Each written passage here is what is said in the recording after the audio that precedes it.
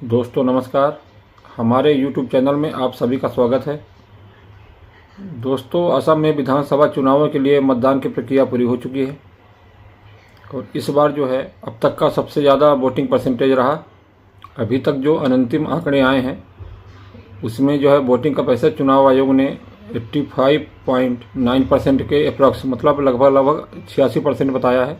अभी इसमें 2 से 4% बढ़ने की संभावना है जब अंतिम फाइनल आंकड़े आएंगे। तो इतने रिकॉर्ड वोटिंग अभी तक न कभी विधानसभा में हुई है न कभी लोकसभा में हुई है।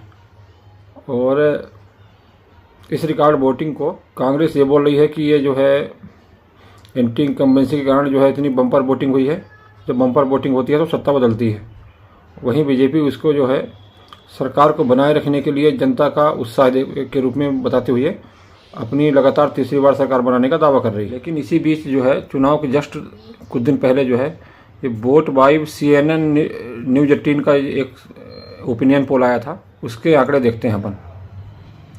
तो दोस्तों, वो वोट बाय जो सर्वे आया था उसमें जो है एनडीए को जो है भारी बहुमत से लगातार तीसरी बार सरकार बनाते हुए दिखाया गया है। उसके आंकड़े पर यदि हम गौर करें तो सबसे पहले मुख्यमंत्री पद के लिए जो सबसे पसंदीदा उम्मीदवार का जो सर्वे रहा उसमें जो है मौजूदा मुख्यमंत्री जो असम के हैं हिमंता बिस्वा शर्मा जी, उनको जो है 47.1% लोगों ने अपनी पहली पसंद बताया। वहीं दूसरे नंबर पे कांग्रेस के गौरव गोगोई रहे जो उनसे काफ़ी पीछे, लगभग 10% का अंतर रहा है। 37.3% लोगों की पसंद रहे गौरव गोगोई। इसके अलावा असम को 5 क्षेत्रों में बांटते हैं तो उन 5 क्षेत्रों में बीजेपी का दबदबा बताया गया है। इनमें अपर असम, मध्य असम, उत्तर असम, निचला असम, बराक घाटी ये शामिल हैं। इन सभी में बीजेपी का दबदबा बताया गया है। हाँ, निचले असम में टक्कर की बात कही गई है और थोड़ा कांग्रेस को एज बताया गया है क्योंकि वह इलाका जो है गौरव गोगोई का है। अब देख लेते हैं कि किसको कितनी सीटें दे रहा है ये वोट बाई सर्वे।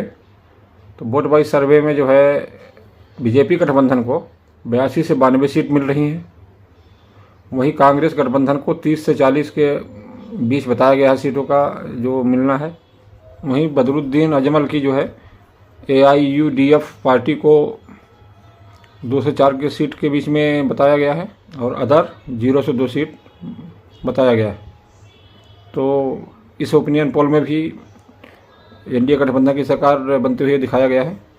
इसके पहले भी जितने भी ओपिनियन पोल आए हैं उसमें ज़्यादातर में बीजेपी को एक तरफा जीत दिखाया गया है। अब इसके बीच में जो कारण है उसमें देख लेते हैं अपन। तो सबसे पहला कारण जो है जो महिलाओं के लिए अरुणोदय जो स्कीम चली है उसमें जो है 1250 रुपया पर मंथ मिलता है और जनवरी के बाद से 9000 रुपया की एक मुश्त राशि दी गई है।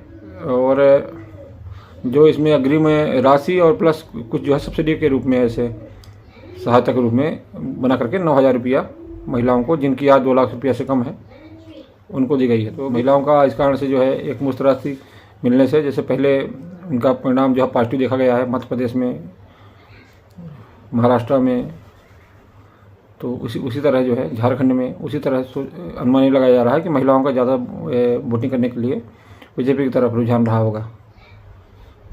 दूसरा जो कारण रहा है वो असम के मुख्यमंत्री हिमंता बिस्वा शर्मा की लोकप्रियता, जो कट्टर हिंदूवादी छवि के रूप में उनकी जो लोकप्रियता वो बनी है।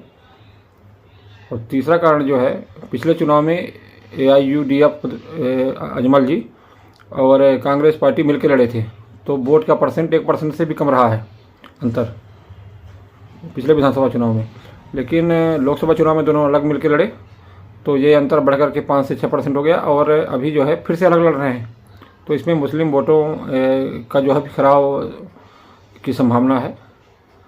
और ओवैसी जी का जो साथ है वो AIUDF के साथ रहा है। तो ऐसे में लगता है कि मुस्लिम वोट के काफ़ी बड़ा धारा जो है वो कांग्रेस से निकल करके AIUDF की तरफ गया होगा। तो ऐसे में कांग्रेस का वोटिंग प्रतिशत नीचे आना